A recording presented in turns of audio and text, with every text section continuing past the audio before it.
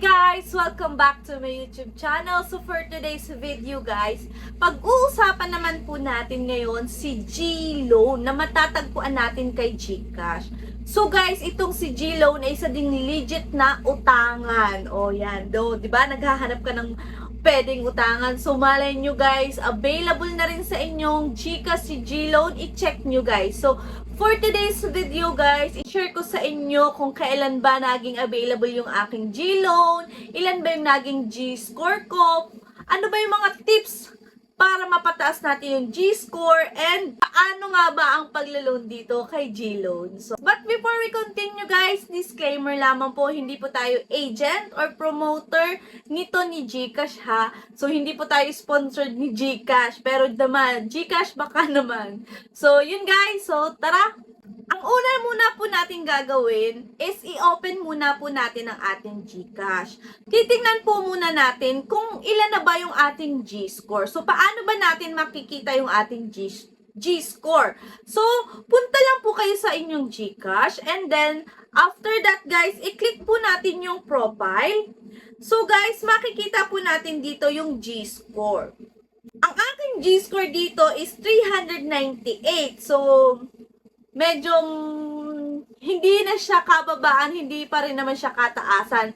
So, guys, ano ba yung G-score? So, based dito, G-score, this is your GCash Trust Score used as a basis to determine the various activity you do on GCash. So, siya yung mag-determine, guys, kung ano na ba yung mga pwede nating gawin o ano na ba yung mga offer ni GCash na pwede nating makuha. So, dito guys, narito din po yung kung paano daw po natin ma-increase yung ating G-score. So, send, keep money in your wallet. So, dapat po, una, is laging may laman daw po yung ating GCash.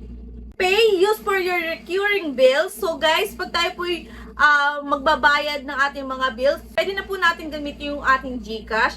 So, pag ginamit po natin itong ating GCash sa pagbabayad ng mga bills, so, tumataas po dito yung ating G-score na kung saan is makakatulong po para ma-activate natin yung ating G-Loan, G-Credit, at G-Gives.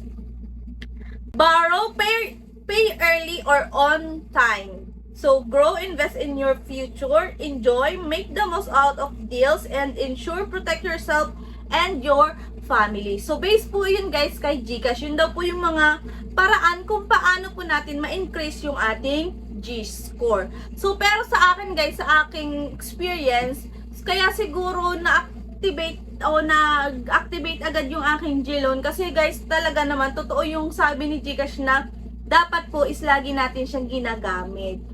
So, yun guys, ginagamit ko siya lagi pag halimbawa nagsisend ako ng money o guys, nangungutang tayo sa iba't ibang online lending application. So, GCash yung ating ginagamit. So, kasi yung ibang mga online lending application, ang ginagamit na pagpapadala sa ating mga na-loan is through bank. So, yun guys, so sa pamamagitan din noon, tumataas yung ating G-score.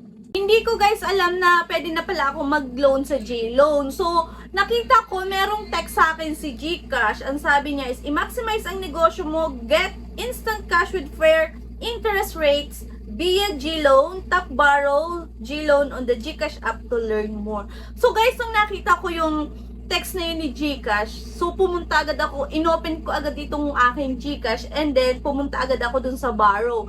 And guys, alam nyo ba, ang first offer sa akin dito ni GCash is 100 pesos. Oh, hindi na masama yun guys. Kasi, alam naman natin na hindi naman talaga nagsisimula sa mataas yung offer, di ba? So, yun, 100 pesos. So, green up ko na agad siya guys. Kung makikita nyo dito, 100 pesos lang talaga.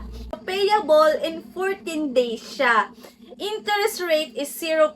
So, meron lang siya guys, processing fee which is 6.50 pesos. Ang magiging total repayment ko kay GCash is 106.50 pesos. So, yun guys. So, nung makita ko ito guys, talagang green-up ko na agad siya kasi alam naman natin, so dito po tayo mag-start sa maliit. So, papalaki po yung offer sa atin ni GCash. So, click lang po natin guys yung get started. Narito po yung mga loan purposes, business expense, debt consolidation, emergency, medical, educational, travel, special occasion, general expenses, and pay bills. So, yun guys, kung makikita nyo naman talaga dito, 0% interest, and ang kanya lang talagang dinagdag is yung processing fee. So, duration niya is 14 days. And then, after that guys, i-review lang natin yung ating personal information. And then, yun na po. Click lang po natin dito yung confirm. Congrats! Your loan application is successful. After 3 days guys, binayaran ko na itong loan ko kay GCash. And tinignan ko ulit kung magkano yung offer sa akin ni GCash. And sad to say guys, 100 lang po ulit yung naging offer sa akin dito ni GCash. So ang ginawa ko, grinam ko ulit yung 100 pesos. Kasi 6.50 lang naman uli yung aking karagdagan o yung pinatong ni GCash, which is nga po yung processing fee. And alam nyo ba guys, nung nag-text ulit sa akin si GCash, nagulat ako kung magkano na yung offer sa akin. So guys, ang naging offer na po sa akin dito ni GCash is 2,000 pesos. O diba guys, tumaas na po yung aking loan amount o yung pwede kong maborrow dito kay G-Loan. So kung makikita nyo guys, 2,000 pesos, payable naman siya guys in 6 months. So, matagal-tagal po yung bayaran dito. And guys, meron na po siyang interest rate na 5.99% and meron siyang processing fee as low as 3%. So, kung makikita nyo rin dito, ang aking babayaran per month is 453.13 pesos per month na po iyon. And select ka lang po uli ng loan purpose and ang matatanggap nyo na lang po dito is 1,940 kasi binawas na po ni GCash yung 60 pesos na processing fee, which is 3%. Napakabilis guys mag-disburse talaga ni GCash.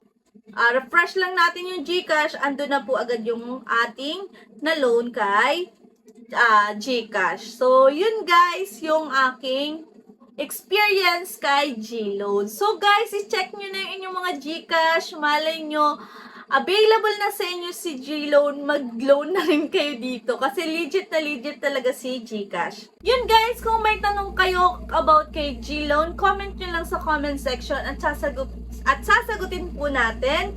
So yun guys, yung experience ko kay GCash. So, kung kayo is nakapag-loan na dito kay GCash, i-share nyo naman ano ba yung mga tip na dapat nating gawin. So, i-share nyo naman sa comment section para matulungan din natin yung iba nating mga viewers na gusto ding mag-loan kay GCash. So, that's all for today's video. Sana po nakatulong itong video natin na ito. So, thank you for watching. Kung hindi ka pa po nakasubscribe sa ating YouTube channel, mag-subscribe ka na, i-like mo na yung video at mag-comment ka na sa comment section. So, thank you for watching guys. See you on my next video. Bye-bye!